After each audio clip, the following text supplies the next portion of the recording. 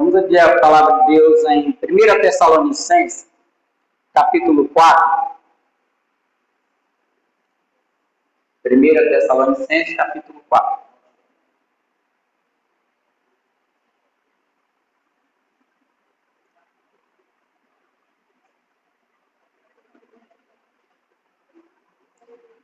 Primeira Tessalonicenses, capítulo 4, vou fazer a leitura do versículo 13 em diante. Diz assim: Irmãos, não queremos que vocês ignorem a verdade a respeito dos que dormem, para que não fique triste como os demais que não têm esperança. Pois se cremos que Jesus morreu e ressuscitou, assim também Deus, mediante Jesus, trará na companhia dele os que dormem. E pela palavra do Senhor ainda lhe declaramos o seguinte: nós, os vivos e os que ficarmos até a vida do Senhor, de modo nenhum precederemos os que dormem. Porque o Senhor mesmo, dado a sua palavra de ordem, ao ouvir a voz do arcanjo e o soar da trombeta de Deus, descerá dos céus, e os mortos em Cristo ressuscitarão primeiro. Depois nós, os vivos e os que ficarmos, seremos arrebatados, juntamente com eles, entre as nuvens, para o encontro com o Senhor nos ares. E assim estaremos para sempre com o Senhor. Portanto, consolem-se uns aos outros com estas palavras. Amém? Todo mundo sabe qual é o autor dessa carta. O autor dessa carta é o apóstolo Paulo, é a igreja de Tessalônica. E o apóstolo Paulo, ao escrever essa carta aos Tessalonicenses, ele tinha um objetivo primeiro. Por que ele escreveu essa carta? Ele escreveu essa carta para combater as heresias que estavam surgindo dentro da igreja dos Tessalônicos. Ou seja, os gregos, eles não criam na ressurreição do corpo. E estava surgindo no meio da igreja o agnosticismo. O que é o agnosticismo? O agnosticismo é uma doutrina filosófica que afirma que não existe Deus ou qualquer realidade absoluta e última.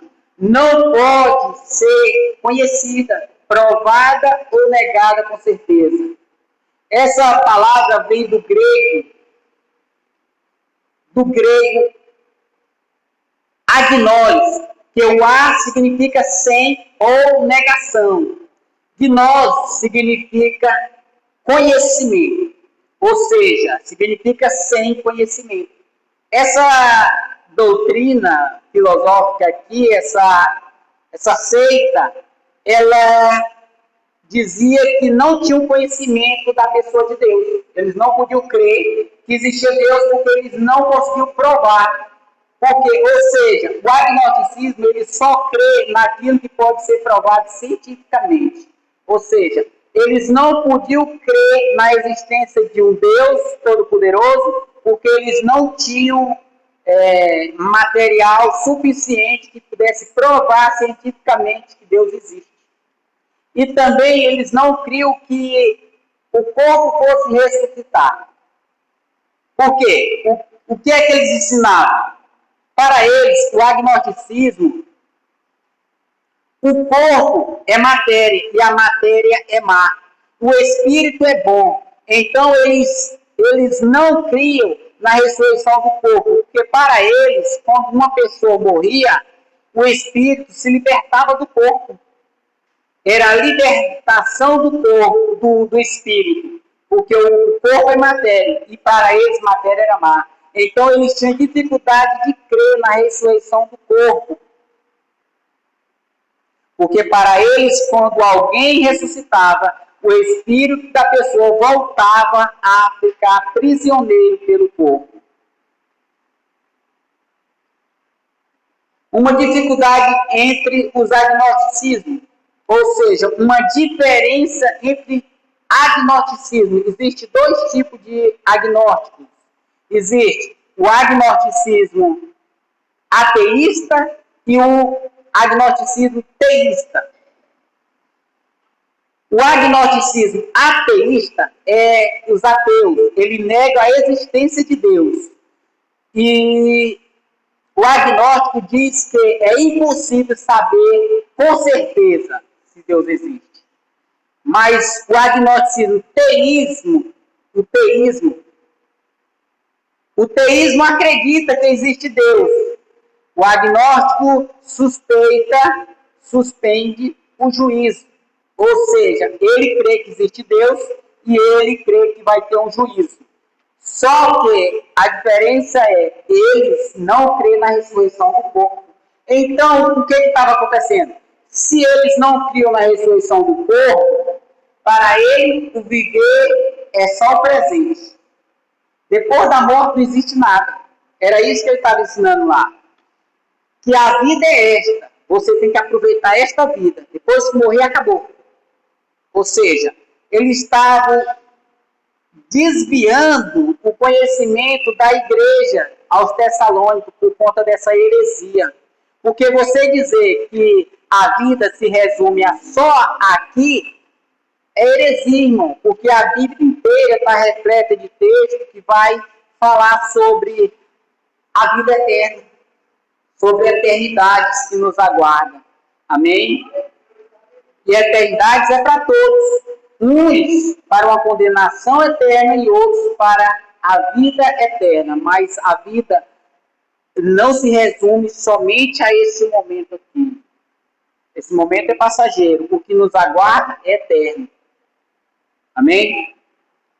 Então vamos entrar na exposição do texto. O agnosticismo não cria na ressurreição do corpo. Então, o primeiro ponto, nós vamos ver a ignorância acerca da vida após a morte. Versos 13. Vamos lá, acompanhe o texto, não feche a Bíblia não. Verso 13 diz assim: irmão, não queremos que vocês ignorem a verdade a respeito dos que dormem, para que não fique triste como os demais que não têm esperança. Ou seja, baseado no conhecimento dessa seita, de que o corpo não ressuscita, eles estavam perdendo a esperança, como os ímpios. Os ímpios não têm esperança, né? Para eles morreu, acabou. Mas para nós, o apóstolo Paulo está pregando para a igreja, não é para os ímpios. Então, para nós, cremos nós que nós temos esperança. E nós aguardamos ansiosamente esse momento da redenção do nosso corpo. Nós temos que crer nisso, temos que ficar firmes nisso, que um dia nós vamos ter o nosso corpo redimido, para que a gente vá morar plenamente no céu. Quem morre agora? Quem morre agora, o corpo vai para onde? Para debaixo da terra. O espírito já é aperfeiçoado, porque o espírito não morre, ele já é aperfeiçoado e já entra na glória. Mas só o espírito. Quando Cristo voltar, os vivos, os mortos em Cristo ressuscitarão. Ele está falando na perspectiva da igreja. Por isso que ele diz, os mortos em Cristo ressuscitarão primeiro. Ou seja, todos que já morreram vão ressuscitar. Aí os corpos vão sair do túmulo. Todos os corpos, os dos mortos vão sair dos seus túmulos. E então aquele corpo vai ser glorificado e o Espírito vem e habita nele. Então vai corpo e Espírito reinar plenamente no céu com Cristo. Amém? Nós temos que estar firmes, irmão, né? No que ensina a Escritura acerca da vida após a morte. Tem esperança para a igreja. E ele diz assim: não ignore a verdade a respeito dos que dormem. Ele usa o eufemismo aqui para a morte. Ele usa dormir. Por que o apóstolo Paulo usa a palavra dormir? Tem um propósito para isso. Porque na mente de Paulo, Quem morre está apenas dormindo. Ou seja, e quem dorme, a gente acredita que ele vai acordar. Pressupõe que vai acordar um dia. Então, apóstolo Paulo usa um eufemismo para a morte. Ele diz assim, que vocês não sejam ignorantes a respeito dos que dormem, porque um dia vão acordar. Agora com o corpo glorificado na segunda vinda do Senhor. Amém? Por isso, a igreja tem esperança, porque a Bíblia diz que nós vamos ressuscitar, vamos acordar desse sono da morte. Amém? Segundo ponto. Deus trará os mortos em Cristo em sua companhia. Verso 14. Acompanhe.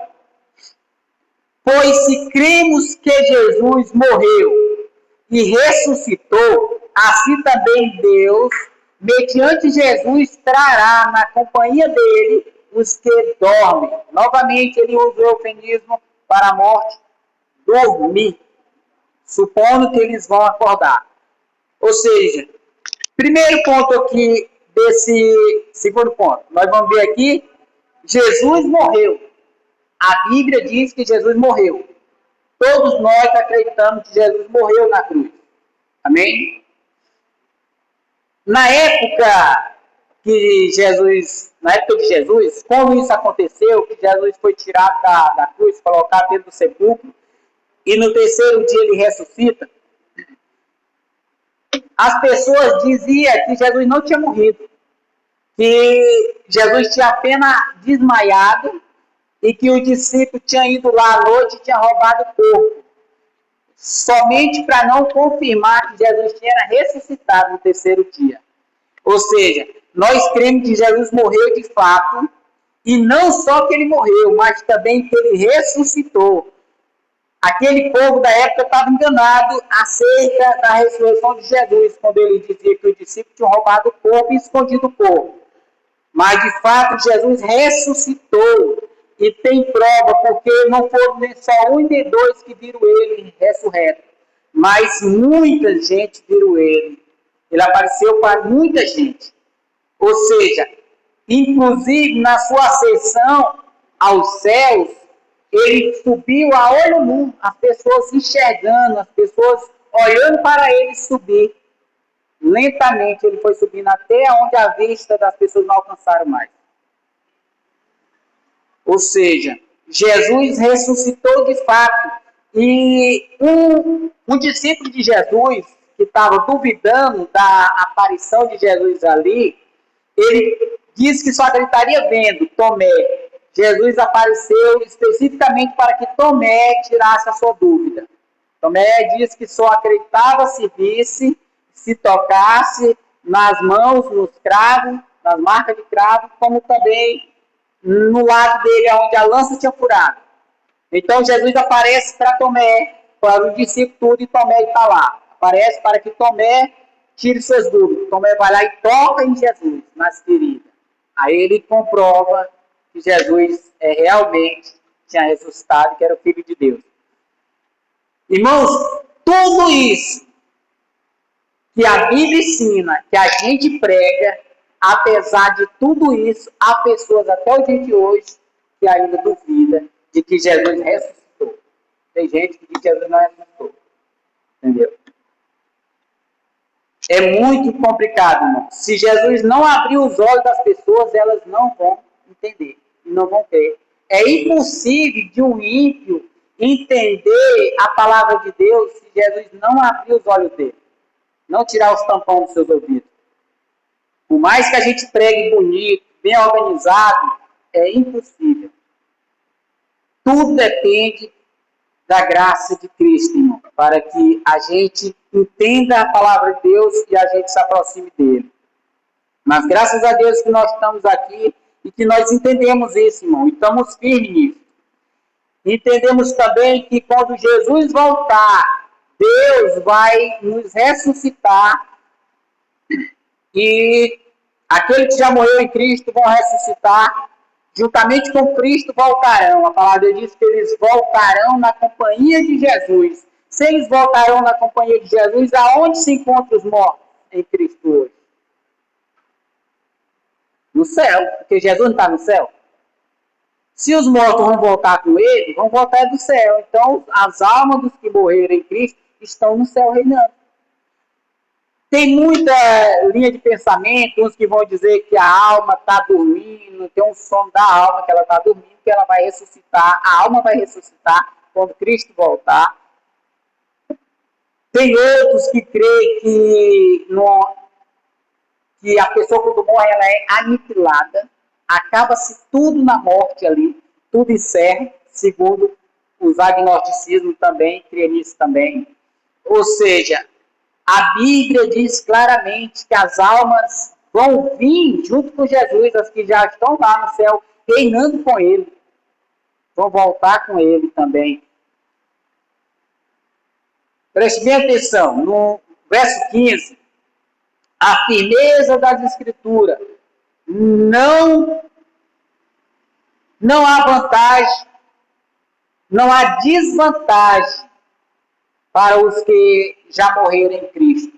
Preste atenção, nós não estamos em vantagem com quem já morreu e não há desvantagem para quem morrer até a volta de Jesus. Por que não há desvantagem? Ao contrário, há mais vantagem para quem já morreu. Tem muito crente que não quer morrer, mas quem morre agora em Cristo está sempre em vantagem. Por quê? Porque desde agora já passa a reinar com Cristo no céu. E quando Cristo voltar, eles também vão ressuscitar primeiro. A ordem é dos mortos ressuscitar primeiro. E depois os vivos. Preste atenção. Verso 15 diz assim: a palavra do Senhor ainda e pela palavra do Senhor ainda lhe declaramos o seguinte: nós, os vivos e os que ficarmos até a vida do Senhor, de modo nenhum precederemos os que dormem. Ou seja, nós, os que ficarmos vivos, o apóstolo Paulo, colocando ele no meio daqueles que vão estar vivos quando Cristo voltar, né? Nós vamos trabalhar isso na outra vez que ele vai citar isso. Mas o foco aqui é a desvantagem. Será que há desvantagem para quem já morreu? A Bíblia diz que não, porque eles não estão em desvantagem acerca dos que estão vivos. Porque quando Cristo voltar, ao som das trombetas de Deus, dada a ordem, os mortos ressuscitarão primeiro. Ou seja, a ordem é essa. Primeiro os que morreram em Cristo ressuscitam. Depois nós, os vivos, seremos transformados e arrebatados com eles. Ou seja, eles estão em vantagem. A vantagem é para quem já morreu primeiro em Cristo. E só como notinha de rodapé, Paulo está trabalhando para a igreja. Então a perspectiva aqui é da igreja. Não é os mortos em Cristo em vantagem aos mortos que vai ressuscitar primeiro à vista dos mortos sem Cristo, não. A ressurreição é uma só, acontece de uma única vez. É porque o apóstolo Paulo está tratando da ressurreição dos que já morreram em Cristo e comparando os que vão estar vivos. Somente isto. Mas não há duas ressurreições como muitos pensam, não. Que haverá uma ressurreição, aí depois de alguns anos vai haver outra ressurreição. Primeiro da igreja e depois dos mortos sem Cristo. Mas não é. Acerca dos que já morreram, todos eles vão ressuscitar tudo de uma única vez. A diferença aqui é que o apóstolo está trabalhando com a igreja. Primeiro os que morreram em Cristo, depois nós os vivos seremos transformados. É o que ele está trabalhando aqui. A questão aqui é, será que eles estão em desvantagem porque já morreram primeiro? É claro que não, eles não estão em desvantagem. Amém? Ao contrário, eles estão em vantagem à vista de nós.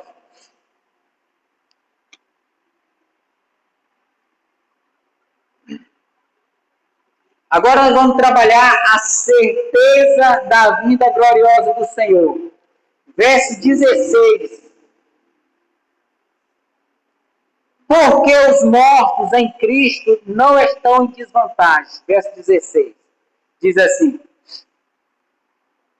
porque o Senhor mesmo, dado a palavra de ordem, e a voz do arcanjo, e o ressoar da trombeta de Deus, descerá dos céus, e os mortos em Cristo ressuscitarão primeiro. Ou seja, não há desvantagem. Por quê? Porque quando a trombeta soar, quando o Senhor dá a sua palavra de ordem, aqueles que morreram em Cristo vão ressuscitar primeiro. Primeiro eles, depois nós. A ordem é, primeiro os que já morreram, segundo os que estão vivos. Nós seremos arrebatados. Amém? E o arrebatamento, irmão, não é um arrebatamento misterioso, como alguns pensam, que a igreja vai ser arrebatada de forma misteriosa, secreta, aonde vai estar assim, por exemplo, vai estar nós todos aqui, aí vamos supor que o Panelão e a irmã Chaguinha salvam, e nós não. Aí eles somem, fica só nós aqui, sem saber para onde eles foram. Aí, é claro que na hora vai cair a ficha, né? Eles foram para o céu e nós estamos condenados. Mas não é bem assim não, irmão. Porque assim seria uma angústia maior, né? Ou seja, a pessoa assim, um avião ali, um Boeingzão daqueles grandes de 400 passageiros, lotado de gente, aí só o piloto é crente. Já pensou? Aí os outros é capaz de se converter na descida. Para não morrer. É um negócio, não tem nada a ver com isso, irmão. Vamos entender como que é o arrebatamento. O arrebatamento foi ensinado no livro de Mateus. Nós vamos ver acerca de como será o arrebatamento da igreja. Mateus capítulo 24. 24, 31. Vamos lá, ligeiro.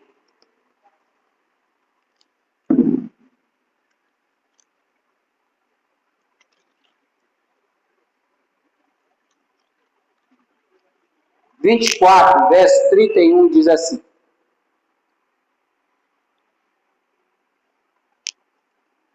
e ele enviará os seus anjos com grande som de trombeta, e os quais reunirão os seus escolhidos dos quatro ventos de uma a outra extremidade dos céus.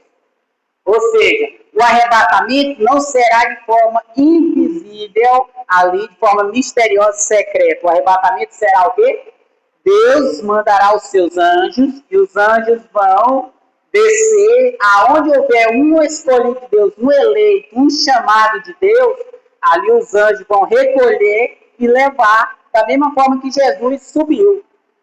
Amém? A igreja vai subir à vista de todos, da mesma forma que Jesus subiu, a igreja vai subir a que estiver vivo. Nós, né? Nós temos que crer assim como o apóstolo Paulo creu também que ele vai estar aqui quando Jesus voltar, nós também temos que crer, né? Nós vamos estar aqui. Amém? Verso 17, nós vamos ver que o apóstolo Paulo esperava o retorno de Jesus no seu dia. Vamos lá, verso 17, para nós ver direitinho o que está dizendo no verso 17. Verso 17 diz o seguinte: depois nós, os vivos e os que ficarmos, seremos arrebatados juntamente com eles entre as nuvens, para o encontro com o Senhor nos ares. E assim estaremos para sempre com o Senhor. Ou seja, o apóstolo Paulo começa esse versículo dizendo assim: depois nós, o apóstolo Paulo, duas vezes ele vai se colocar entre aqueles que estarão vivos. O apóstolo Paulo está vivo hoje? Já morreu. Só que tanto o apóstolo Paulo, como o apóstolo Pedro, como o apóstolo João, os outros apóstolos, tudinho esperavam Jesus naquele mesmo tempo, no período deles. Eles tinham certeza que eles iam estar vivos quando Jesus voltasse. Passou-se 2000 anos, Jesus já não veio. Isso leva, irmão, muita gente a partir para um caminho de trevas. Sabe por que as pessoas estão dizendo assim? estão dizendo a respeito disso é que essa promessa é velha e que Jesus não vem mais. Eu já fui questionado a respeito disso. Alguém me perguntou, rapaz, será que Jesus vem mesmo? Porque faz muito tempo que alguém anuncia isso, que Jesus vai voltar, e já se passou 2000 anos, e ele nunca veio. De fato, ele nunca veio. Mas a nossa esperança é viva, é que ele vai voltar, e nós temos que esperar ele em nosso tempo também. Porque se nós ficarmos esperando Jesus para o nosso tempo, vai fazer com que nós estejamos preparados. Todo dia aguardando Jesus voltar. Todo dia temos que estar preparados, esperando a volta de Jesus.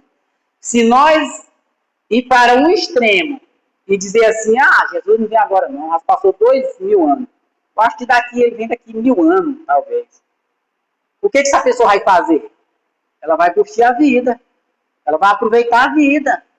Eu vou aproveitar, ainda sou novo, vou aproveitar. Entendeu? Isso é um extremo. Tanto é um extremo você achar que Jesus não vem agora porque a carne quer reinar, como também outro extremo perigoso é você achar que ele não vem mais. Entendeu? Achar que ele não vem mais porque ele está demorando. São dois extremos perigosos que a igreja não pode ficar presa em nenhum desses extremos. Nós temos que imitar, em primeiro lugar, a pessoa centralizada para nós é Cristo. Mas nós temos que imitar os nossos apóstolos acerca de como eles esperavam Jesus. Eles estavam todo tempo preparados, esperando Jesus no seu dia. E assim a igreja, em todo tempo, tem que fazer. Tem que estar sempre esperando o Senhor Jesus nos nossos dias. Até porque, irmão, nós não sabemos o dia nem a hora. A palavra de Deus diz que esse dia, ele é desconhecido. Esse dia não foi revelado nem para o Filho e nem para os anjos, muito menos para nós. A palavra de Jesus sempre está nos alertando assim: vigiai, estejai vigilantes, porque ele vem como um ladrão. Ou seja, ele não vai mandar um aviso prévio, ele não vai ligar para você, mandar um WhatsApp dizendo aí, eu estou chegando. Não, ele vai pegar muita gente de surpresa. A palavra de Deus diz que é como no tempo de Noé, ou como no tempo de Ló. Como é que ele estava fazendo no tempo de Noé e no tempo de Ló?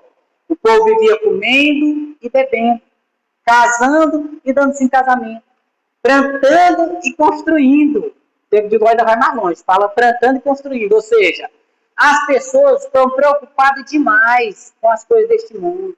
É uma correria do lado para o outro, é trabalho demais, fadiga demais, é investimento demais, é projeto demais. E sufoca as pessoas, faz com que as pessoas comecem a andar vagando de um lado para o outro sem observar os sinais. Jesus não deixou o dia certo, claro para nós, mas deixou os sinais. Ele disse que haveria sinais quando ele estivesse próximo de vir. E os sinais estão aí, irmão. Se nós formos focar no que está acontecendo em nossos dias, irmão, não tem como nós dizer que não é sinais da volta de Jesus. Entendeu? Um dos sinais bem grandes que ele deixou foi o abreviamento dos tempos. O tempo está abreviado. Outro, a apostasia dos últimos dias. As pessoas estão abandonando a verdade da Escritura. Entendeu? As pessoas estão trocando a verdade da Escritura por qualquer outro ensinamento. Entendeu? Ensinamento terreno, aonde está se levantando seitas, oferecendo melhores condições de vida para a igreja está correndo atrás. Entendeu? E uma seita aí chamado... não estou nem lembrado como é o que trabalha a questão da prosperidade, né? Que só fala a respeito de prosperidade. Tudo enquanto toda mensagem vai falar sei o que é prosperidade. Você vai conseguir. Venha para Cristo que você vai conseguir mudar a sua vida. Venha para Cristo que você vai melhorar, vai comprar um carro bom, vai comprar uma casa boa, vai ter um bom emprego, o seu casamento vai ser blindado, você vai ter uma família excelente. Venha para Cristo que a sua vida na terra vai ser boa. É os falsos mestres que fazem essas propostas. Sabe por quê? Primeiro, Os falsos mestres, eles são servos do diabo. E qual a intenção do diabo nesse último dia? É prender as pessoas na terra, nas coisas terrenas, para que o tempo passe mais depressa e elas não percebam e morram, seja encontrado por Cristo ali, ó, vivendo somente a vida terrena, buscando só as coisas desse mundo, vivendo os prazeres da terra, entendeu? O diabo oferece isso daí, irmão. O diabo oferece poder, dinheiro, prazer. E tudo isso, em todo esse mundo aqui, o diabo um dia disse até para Jesus assim, ó, tá vendo tudo isso? Mostrou os reinos da época. Tudo isso eu te darei, se prostrado me adorar. Essa proposta é feita até o dia de hoje, irmão. Entendeu? O diabo sussurrou nos nossos ouvidos, dizendo aí, rapaz, vem pra cá, fica com nós aqui, que você vai ter coisa demais, você vai ter reino, você vai ter casa boa, você vai ter empresa boa, vem pra cá que a sua empresa vai melhorar, vai triplicar a sua empresa. Entendeu? As propostas são boas, não são? São, não tem como negar dizer que essas propostas são ruins. São boas. Aí, provérbio diz assim, há caminhos que para o homem parece bom, parece reto, mas no fim conduz à morte. Ou seja, muitas coisas que nós achamos que é bom, irmão, o final dela é a morte. E aí, compensa viver com fartura aqui em tudo que você tiver aqui na terra, fartamente, e depois ir para o inferno? Compensa? Ó, o rico e o Lázaro. Não estou fugindo do texto, não, irmão. Só para a gente focar nesse versículo. O rico e o Lázaro. Dois contrastes. Um era pobre, o outro era muito rico. Um era piedoso, humilde, buscava Cristo para a vida dele. O outro era rico, vivia com fartura, regado ali, tudo de bom para ele, a mesa farta. Entendeu? O rico nem olhava para o pobre ficava lá desejando comer as migalhas que caíam da mesa do rico. O rico desprezava o pobre estava lá jogado pelo canto, ninguém cuidava dele, estava doente, chagado. O rico estava lá rodeado de gente, curtindo, fazendo festa todo dia. Mas só que a morte veio por dois. O que o rico não esperava era que a morte fosse vir. Eu acho que ele pensava que a riqueza dele fosse tornar ele imune à morte ali, imortal. A morte veio, e aí deu o resultado. O pobre, que era humilde, que buscava Cristo para a vida dele, foi para o seio de Abraão, para o céu. E o rico, que tinha tudo na terra, perdeu tudo, foi para o inferno. Entendeu? Está lá no inferno sofrendo, enquanto o outro está no paraíso, no céu. Aqui não é para dizer que os pobres vão para o céu, não. Nem para dizer que os ricos vão para o inferno, não. É só uma ilustração de mostrar um contraste acerca das coisas deste mundo, irmão. Que a gente foca muito nas coisas deste mundo. Olha, cuidado com o trabalho. A palavra de Deus na parábola do semeador vai dizer que o trabalho, o engano da riqueza, sufoca as pessoas e torna ela infrutífera. Entendeu? Cuidado. Amém? Glória a Deus. Nós, irmão, assim como o apóstolo Paulo, devemos esperar o Senhor Jesus para os nossos dias. E quando Cristo voltar ao som das trombetas, e ele der a ordem, os mortos em Cristo vão ressuscitar, e nós seremos arrebatados para o encontro com o Senhor, irmão. E nós teremos um encontro com o Senhor. E esse encontro é nos ares, para habitar para sempre com o Senhor. E então será corpo e alma, corpo e espírito. Entendeu? Não vai ser somente o espírito mais. Quando o Senhor Jesus voltar, o nosso corpo será redimido. Aquele pozinho daqueles que já morreram, o pó, será reconstituído, refeito. Entendeu? Subirá um corpo. E esse corpo subirá glorificado para habitar para sempre com o Senhor. Amém? E essa é a nossa esperança. E a palavra encerra dizendo no versículo 18 o seguinte: portanto,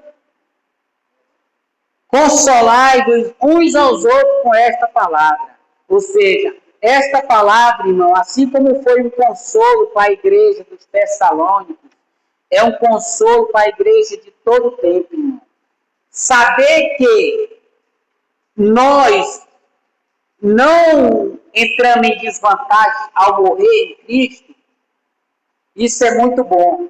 E saber que nós vamos ressuscitar quando Cristo voltar, isso é muito bom, irmão. Isso nos traz alegria, nos traz paz, segurança para nós nesses dias, irmão. Apesar da dificuldade do mundo, da vida, que a vida nos oferece muita dificuldade, dor, sofrimento, entendeu? O apóstolo Paulo, no capítulo 8, vai dizer que não pode ser comparado. O sofrimento do tempo presente não pode ser comparado com a glória que em nós há de ser revelado, irmão. O que nos aguarda é algo glorioso, irmão. Já pensou, você vai ter um corpo glorioso, turbinado, glorificado, igualmente o corpo de Jesus, para habitar para sempre no céu, onde você não vai mais cansar, não vai ter fadiga, não vai ter estresse, não vai sentir fome, nem sede, nem dor, aleijado estará bom, cego enxergará, não haverá doente, pessoas faltando uma parte do corpo, não haverá pessoas necessitando de nada. Ali é plena perfeição, entendeu? O que nos aguarda é um reino eterno, completo, glorioso, perfeito. Amém? Por isso, irmão, apesar do sofrimento, tenhamos paciência e confiança no Senhor, como foi dito no começo. Assim como os montes cercam Jerusalém, irmão, nós estamos seguros na mão de Cristo. Entendeu? Nós estamos seguros. E segurança para o cristão não é de livramento de todos os probleminhas terrenos, não, irmão. Nós vamos sofrer dor, nós vamos sofrer doença, nós vamos sofrer martírio, nós vamos sofrer estresse, fadiga. A segurança é que Cristo está conosco. Jesus disse assim: nesse mundo tereis aflições, mas tem de bom ânimo, porque eu venci o mundo. E eu estarei convosco até a consumação do século. A segurança é essa. Cristo está conosco. E quando nós partir desta vida para outra e Cristo voltar, nós ressuscitaremos com Ele. Agora, um corpo glorioso para habitar para sempre com o Senhor. Amém? Estejamos consolados com esta palavra, irmão. Que o Senhor nos ajude a viver consolado e para que a gente não venha ficar, irmão, entregue apenas a este mundo, achando que este mundo é tão bom que a gente deve ficar conectado em todos os sentidos, irmão. Não, irmão, este mundo é bom. Você deve trabalhar, você tem que ter responsabilidade, tem que ter caráter, tem que ter compromisso, mas Jesus ensinou também buscar em primeiro lugar o reino de Deus.